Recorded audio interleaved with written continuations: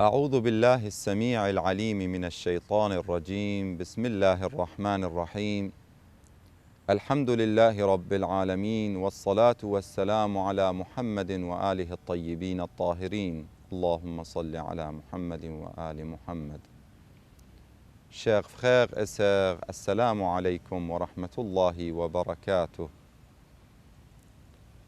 Allah subhanahu wa ta'ala dans le Saint-Coran a dit Bismillah ar-Rahman ar-Rahim wal asri innal insana lafi khusr illa alladhina amanu wa amilu s-salihat wa tawasaw bil haqqi wa tawasaw bis sabr. Allah a juré avec quelque chose de très important. Quand Allah, qu'il a la majesté, Allah qu'il est le plus grand, Allah jure à quelque chose, avec quelque chose, ça veut dire cette chose-là est très importante. Allah a juré avec Al-Asr. Ici, on peut se demander, qu'est-ce que ça veut dire Al-Asr? Al-Asr, pour les Mufassirin, a plusieurs significations. Une des significations de Asr, c'est Asru Rasulillah, sallallahu alayhi wa alihi wa sallam. C'est l'époque de notre prophète, parce que c'est une époque très importante. Dans cette époque, le prophète sallallahu alayhi wa alihi wa sallam a pu changer sa société et la communauté d'Arabie complètement, 180 degrés. La communauté là-bas, à son époque, c'était une communauté qui enterrait les filles vivantes.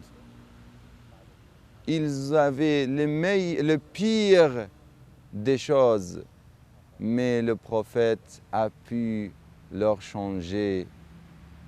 Parmi eux, il a pu avoir des gens comme Abu Dhar, comme Ammar, comme les autres personnalités, de grandes personnalités des compagnons de notre prophète sallallahu alayhi wa alihi wa sallam. Et aussi, il a fait la réforme de notre prophète, c'était très important. On voit que après la réforme de notre prophète, les gens ont commencé de faire le sacrifice pour les autres. Avant le prophète, il tuait les autres pour avoir quelques dates ou pour avoir des petites choses. Mais après la réforme de notre prophète, on voit que sallallahu alayhi wa alihi wa sallam a mis l'esprit de la sacrifice et on a vu que l'essence des valeurs ont entré dans la société musulmane. C'est l'époque de notre prophète. Les jeunes, il faut qu'ils apprennent ce genre de choses. Il faut qu'ils lisent les histoires de notre prophète et des compagnons de notre prophète pour comprendre comment ils sont arrivés à ce niveau-là.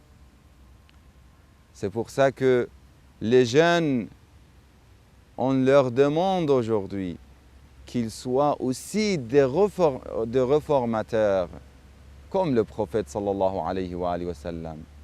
Il faut qu'ils se préparent pour être des réformateurs dans leur société, dans chaque société. Nous aussi, on peut être des réformateurs dans notre société. Et ça, c'est un rôle très important. Après, on dit que pour la signification de Surat al-Asr, on voit certains mufassirin, ils disent c'est Asru al-Imam. C'est l'époque de la revenir de notre imam, le temps de l'imam al-Mahdi ajjalallah ta'ala farajahu sharif. Vous savez, le prophète a annoncé la bonne nouvelle de venir de l'imam al-Mahdi. L'imam al-Mahdi est une bonne nouvelle attendue par tous les gens, dans toutes les religions. Tous les musulmans savent que l'imam al-Mahdi va venir. Même les non-musulmans, les chrétiens, les juifs, toutes les religions, ils attendent l'imam al-Mahdi, mais chacun avec un nom. Il y a certains qui pensent que c'est le Messie. Il y a certains qui pensent que c'est le Munqidh. Et c'est la personne qui va sauver ce bas monde-là. Tout le monde attend cette personnalité. L'imam al-Mahdi a besoin de notre préparation. Les jeunes, il faut qu'ils soient préparés et il faut qu'ils se préparent pour l'avenir de l'imam alayhi salatu wassalam. Il faut qu'on prépare aussi la société, nos entourages. Il faut qu'on soit vraiment prêt pour notre imam. Mais comment on peut être comme ça? C'est avec notre acte, d'être parmi les muntadhirin. Le prophète sallallahu alayhi wa sallam a dit « La meilleure action de ma communauté, c'est d'être parmi les gens qui attendent le revenir de l'imam al-Mahdi. » Et c'est pour ça qu'il faut être parmi les muntadhirin. Mais comment on fait le intidar? Comment on attend l'imam al-Mahdi? Comment les jeunes surtout, parce que l'imam al-Mahdi, il compte sur vous les jeunes. Comment vous pouvez être parmi les attendants de l'imam al-Mahdi, parmi les muntadhirin? C'est par les actions. C'est pas par les paroles. C'est pas seulement par l'amour. L'amour, il faut qu'il soit vraiment réel et juste.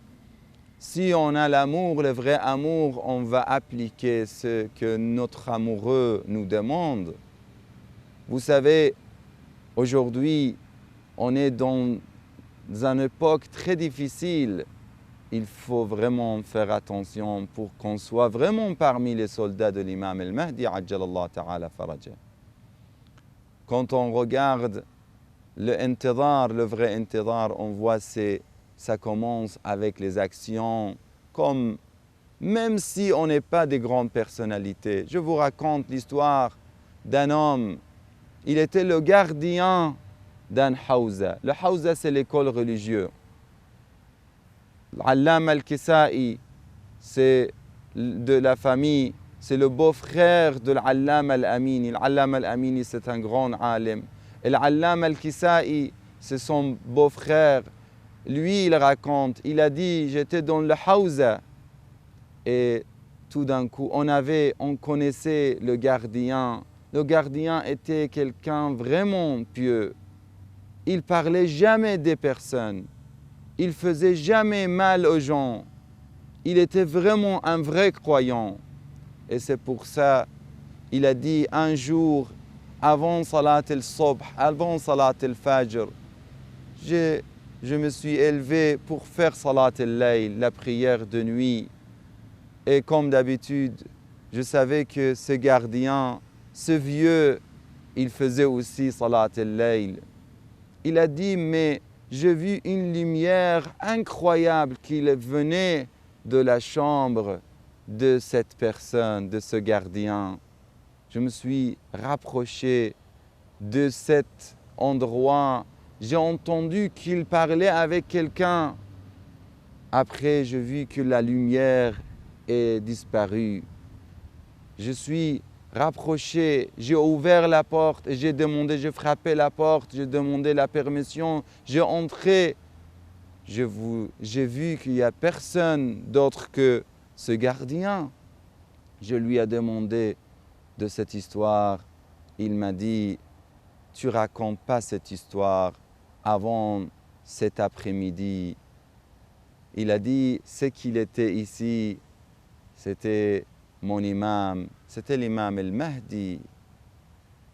Il a dit, aujourd'hui, il est venu pour me dire que je vais quitter ce bas monde-là.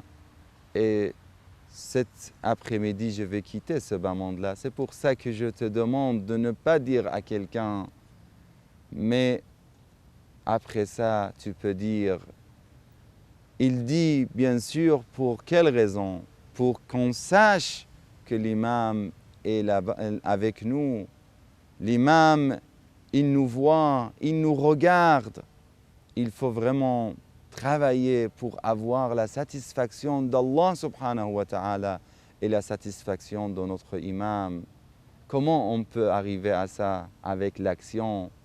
Ce gardien est arrivé à ce point-là parce qu'il a fait le bien et il a laissé les mal et les péchés. C'est très simple. C'est simple, mes frères et sœurs. Si on arrête à parler derrière les gens, si on s'arrête de faire le mal aux gens, on peut arriver à ce point-là. Vous voyez l'importance de Asr l'imam. Il faut savoir qu'on est peut-être dans l'époque de l'imam alayhi salam. Une autre signification pour Al-Asr, on est toujours dans le Qasam, Wal-Asri, Inna al-insana lafi khusr.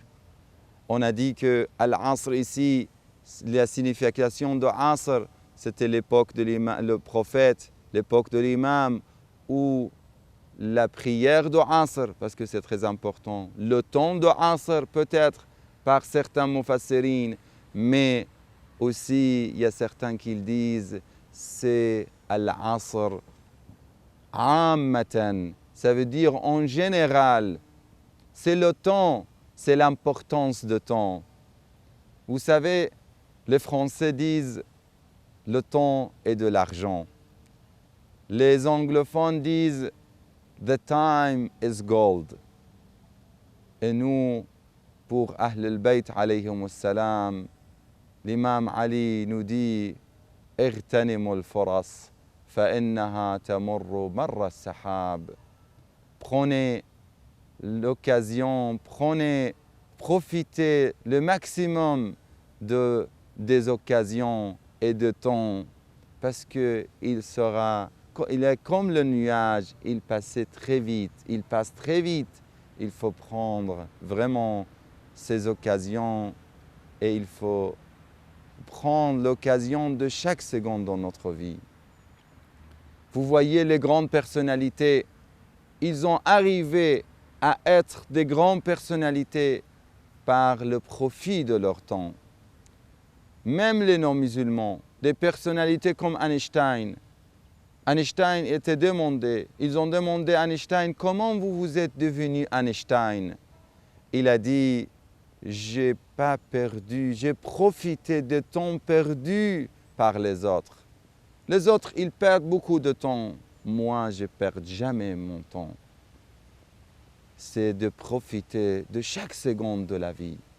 Ayatollah al-Burujerdi, un des grands savants, était en retard un jour pour donner des cours pour ses élèves. Ils ont dit, oh, notre alem ou notre maître, vous êtes venu en retard pour plaisanter. Lui, il a souri et après il a dit, ne dites pas ça. Moi, j'ai appris plusieurs choses de Coran dans les temps que j'attendais mes profs. Chaque fois que j'attendais mes profs, je profitais de mon temps et avec ça, j'ai pu apprendre plusieurs choses du Coran al-Karim. Il faut regarder comment profiter pour arriver à être des grandes personnalités. Il ne faut pas dire on aura tel métier ou tel métier et ce n'est pas important d'apprendre toutes les choses. L'être humain, les valeurs de l'être humain, c'est avec le savoir.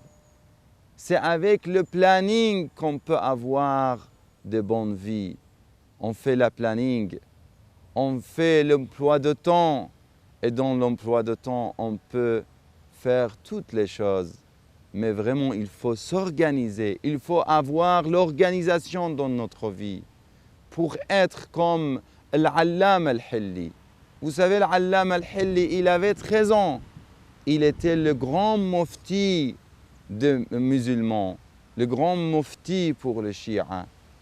L'Allama al-Hilli et l'Allama al-Shahid al-Sadr, il était un grand mujtahid et il avait à peu près 20 ans. L'Allama al-Shahid al-Sadr, il n'avait pas plus que 40 ans, il avait des dizaines de bouquins et des livres très précieux et très connus. Je vous donne beaucoup d'exemples. On peut avoir l'exemple de Ibn Sina, Avicenne. Il avait pris toutes les sciences, comme il avait beaucoup de sciences. Il a dit, moi je suis arrivé à apprendre la plupart des sciences de mon époque quand j'avais à peu près 20 ans. Et nous, malheureusement, on a 20 ans, on perd notre temps devant les télés et devant les autres jeux de PlayStation et les autres utiles aujourd'hui. Vous voyez, je vous donne un conseil, mes frères et sœurs, surtout les jeunes. La télé, je ne dis pas que ce n'est pas bon. Maintenant, aujourd'hui, vous êtes en train de me regarder par la télé. Mais il ne faut pas mettre tout le temps devant la télé. Parce que les gens qui lisent, les gens qui font la lecture, qui aiment la lecture et qui lisent beaucoup, ce sont beaucoup mieux des gens qui sont toujours devant les télés, même s'ils sont devant des bons programmes. Parce que c'est eux-mêmes qu'ils cherchent. Peut-être on peut profiter de la télé pour quelque temps, mais pas beaucoup. Parce qu'il y a une grande différence entre les gens qui captent et les gens qui cherchent et qui trouvent eux-mêmes les informations. Inch'Allah, on va continuer ce sujet très important de temps et de asr dans le cours prochain. Wa sallallahu ala Muhammadin wa alihi at-tayyibin at-tahirin. Wassalamu alaykum wa rahmatullahi wa barakatuh.